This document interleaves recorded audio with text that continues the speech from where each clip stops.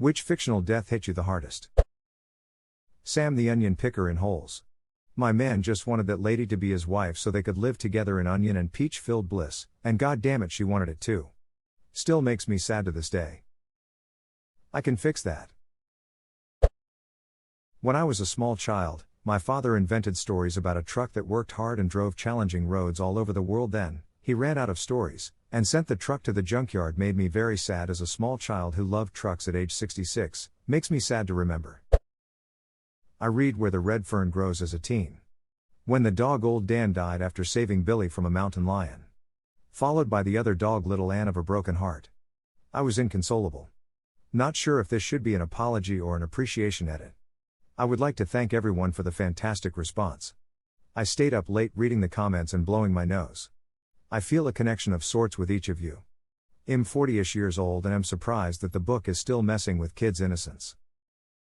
We read that book in school. Teacher had to have us read that chapter because she couldn't do it.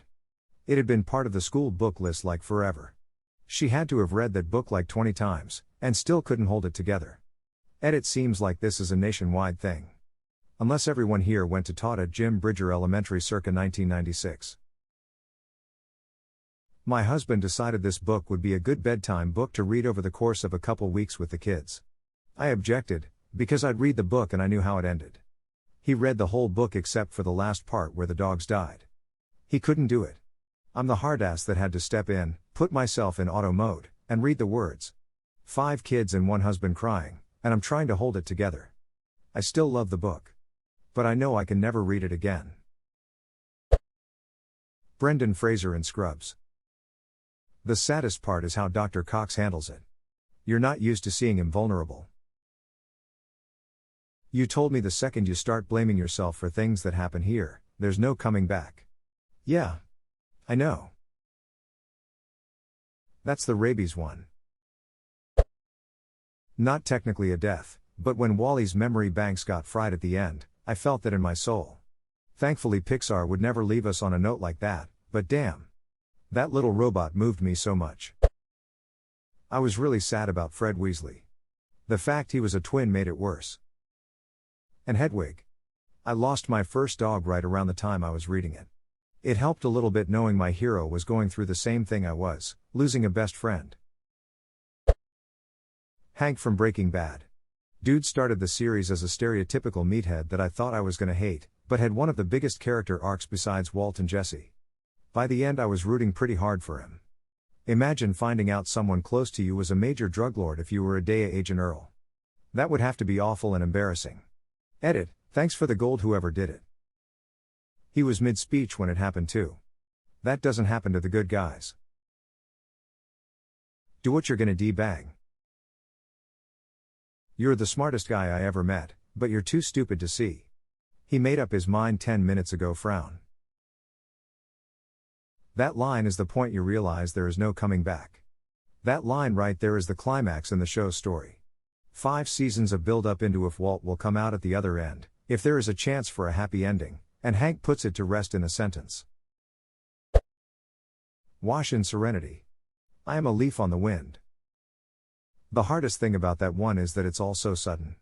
He's dead before you even realize what just happened, and suddenly they have to GTFO of there cause the Reavers are coming.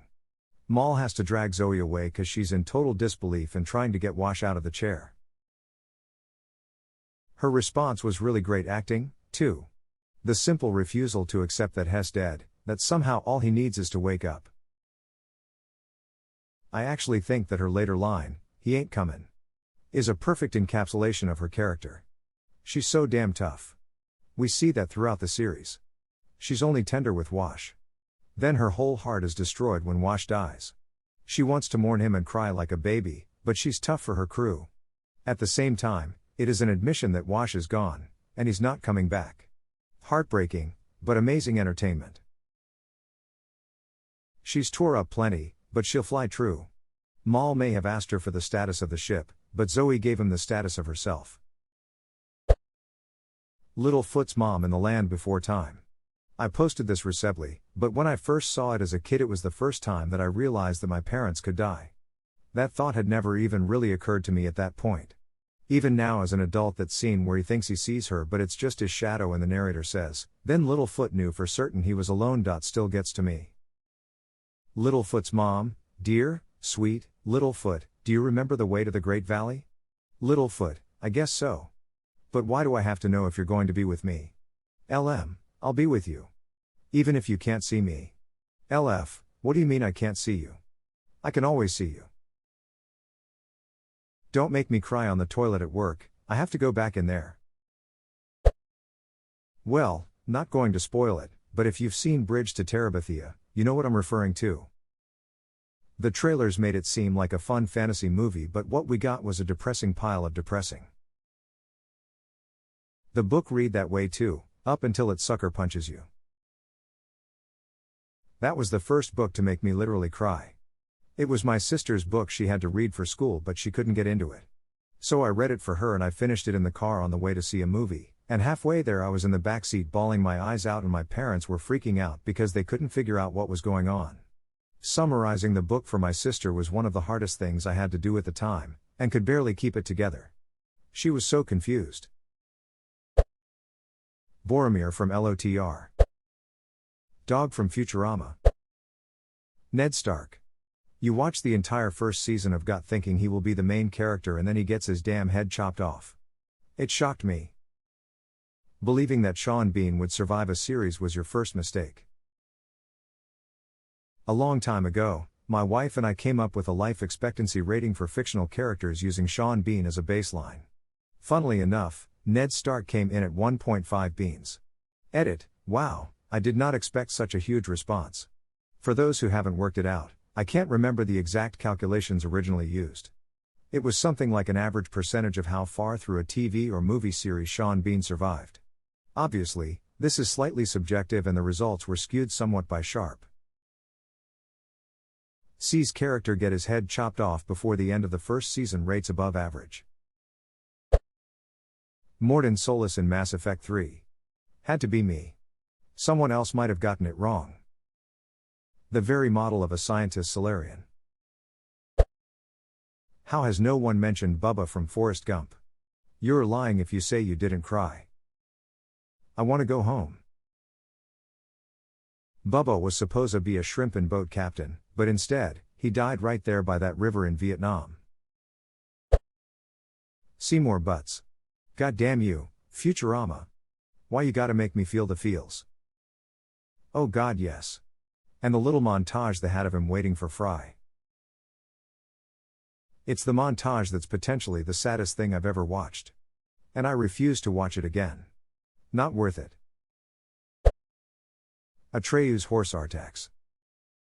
A detail not in the movie from the book is that Artax actually speaks and begs to be left to die in it. Yup. And Atreyu honored his wishes and walked away. Reread that as an adult and was like, duck, that's one hell of a metaphor for mental illness. Whole fucking book was just one metaphor after another. Was Michael Ende just not okay or something? Has to be the Jewish soldier from Saving Private Ryan when he gets stabbed in chest. The feeling of rage when the guy on the stairs just freezes and does nothing. The utter helplessness you feel for the Jewish guy and the hate you feel for the German soldier they freed earlier in the film. Even just typing it makes the feelings come back. Really powerful scene. Many peeps saying the soldier is not the same. I just assumed it was because he walked past the soldier on the stairs instead of killing him. Also at the start when the Americans shot the two guys with their hands up. They were Czechoslovakian conscripts. Yep, they yell something like "Don't shoot, we aren't German. We were forced to serve" or something like that. The wife in Up. Ellie.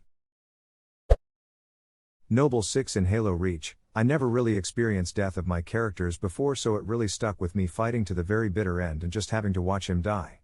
All alone. Knowing the lore of previous Halo stuff and his particular Spartan project. 6 didn't even die with his friends. He went out solo in a glorious but futile display of defiance. Made me sick to my stomach at the time. Spartans never die. Objective: survive. I remember when I was playing this in co-op, and trying for ages to find a safe place for them to respawn. Took me too long to realize there was no safe place.